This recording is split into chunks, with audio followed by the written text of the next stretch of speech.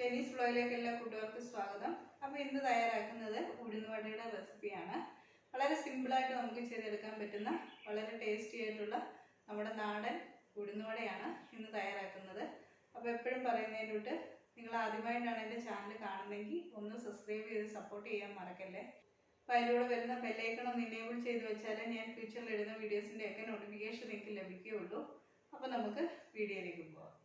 വട തയ്യാറാക്കാൻ വേണ്ടി ഒരു 1.5 ഗ്ലാസ് ഉഴുന്ന് ഞാൻ ഒരു പാത്രത്തിലേക്ക് ഇട്ട് കൊടുത്തിട്ടുണ്ട്. ഇത് നമുക്കൊന്ന് കഴുകി ഒരു 4 മണിക്കൂർ വെള്ളം ഒഴിച്ച് നമുക്കൊന്ന് കുതിരാൻ വേണ്ടി വെക്കാം. ഏകദേശം ഒരു 5 മണിക്കൂർ കുതിർത്ത ഉഴുന്ന് ഞാൻ നന്നായി കഴുകി വാരി എടുത്തിട്ടുണ്ട്. ഇനി ഇത് കുറേശ്ശെയായിട്ടിട്ട് മിക്സിയുടെ ജാറിലിട്ട് കുറച്ചൊരു തരിയായിട്ടുള്ള രീതിയിൽ ഒന്ന് അരച്ചെടുക്കാം. ലേശം വെള്ളം മാത്രം ഒഴിച്ചാണ് നമ്മളിത് അരച്ചെടുക്കേണ്ടത്. ഒത്തിരി വെള്ളം കൂടിപ്പോയി കഴിഞ്ഞാൽ നമുക്ക് ശരിയായി കിട്ടത്തില്ല. അപ്പോൾ ലേശം വെള്ളം ഒഴിച്ച് കുറേശ്ശെ ഇട്ടിട്ട് നമുക്കിതൊന്ന് 2-3 വട്ടമായിട്ടൊന്ന് അരച്ചെടുക്കാം. അപ്പം ഞാൻ ഉഴുന്ന് അരച്ചെടുത്തിട്ടുണ്ട്.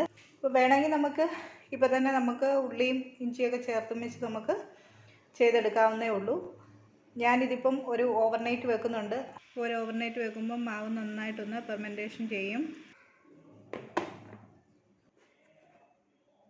അപ്പോൾ ഒരു ഓവർനൈറ്റ് വെച്ചാൽ നമ്മുടെ ഉഴുന്ന് നല്ലതായിട്ട് റെഡിയായി കിട്ടിയിട്ടുണ്ട്. നമുക്കൊരു വിസ്ക് വെച്ചോ നല്ലതായിട്ടൊന്ന് ഇളക്കിയിട്ട് കൊടുക്കാം.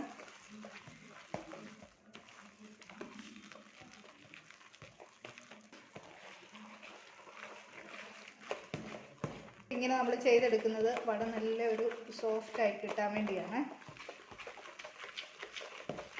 ഇനി നമുക്ക് ആവശ്യമുള്ളത് ഒരു വലിയ സവാള ചെറുതായിട്ട് അരിഞ്ഞത്, കറിവേപ്പില ചെറുതായിട്ട് അരിഞ്ഞത്, ഇഞ്ചി ചെറുതായിട്ട് അരിഞ്ഞത്. ഈ ഇഞ്ചി നമ്മൾ ഉഴുന്ന് അരയ്ക്കുന്ന കൂട്ടത്തിൽ അരച്ചെടുത്താലും കുഴപ്പമില്ല. ഒരു 3 പച്ചമുളക് ചെറുതായിട്ട് അരിഞ്ഞിട്ടുണ്ട്. കുരുമുളക് ചതച്ചതാണ്.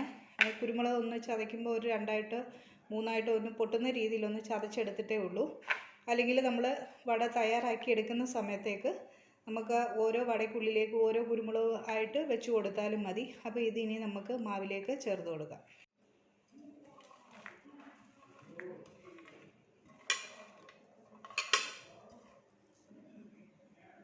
ഇനി ഇതിലേക്ക് നമുക്ക് ആവശ്യത്തിന് ഉപ്പ് ചേർത്ത് കൊടുക്കാം. കുറേശ്ശെ ഇട്ടും വെച്ച് ഒന്ന് ഇളക്കി എടുത്തിട്ട് നോക്കിയിട്ട് ചേർത്താൽ മതി. കൂടുതലായി പോയി കഴിഞ്ഞാൽ നമുക്ക് ഇതിനകത്തിനിപ്പോൾ ഒന്നും ചെയ്യാൻ പറ്റത്തില്ലല്ലോ. ഇനി നന്നായിട്ടൊന്ന് മിക്സ് ചെയ്തെടുക്കാം.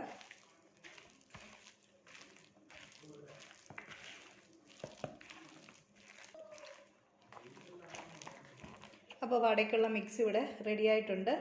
ഇനി വെള്ളം ജസ്റ്റ് കൂടിപ്പോവുകയോ വല്ലതും ചെയ്തിട്ടുണ്ടെന്നുണ്ടെങ്കിൽ നമുക്ക് ലേശം റവയോ എല്ലാം നമുക്കിതിലേക്ക് ചേർത്ത് കൊടുക്കാം. ഇതിപ്പോൾ കറക്റ്റായിട്ട് തന്നെയാണ്.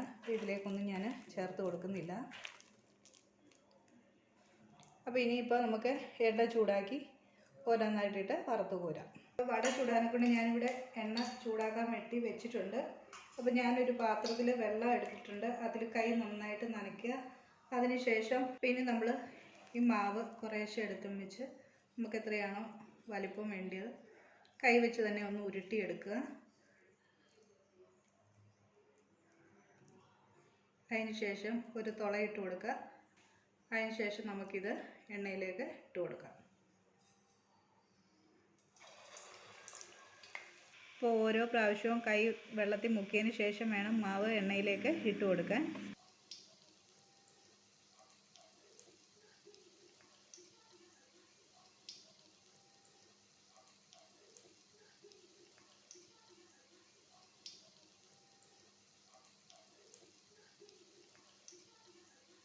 ചുട്ടെടുക്കുന്ന എണ്ണയും പാത്രത്തിൻ്റെയൊക്കെ അനുസരിച്ച് ഒരു 3-4 മാത്രം ഇട്ട് കൊടുത്ത് ഫ്രൈ ചെയ്ത് മീഡിയം ഫ്ലെയിമിൽ വെച്ചിട്ട് ചെയ്തെടുത്താൽ മതി.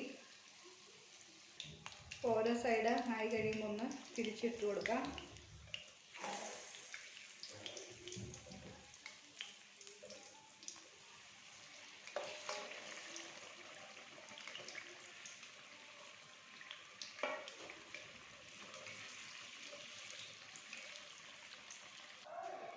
അപ്പോൾ ഇതിപ്പം ആയിട്ടുണ്ട്. ഇത് നമുക്ക് എണ്ണയിൽ നിന്ന് കോരിയെടുക്കാം.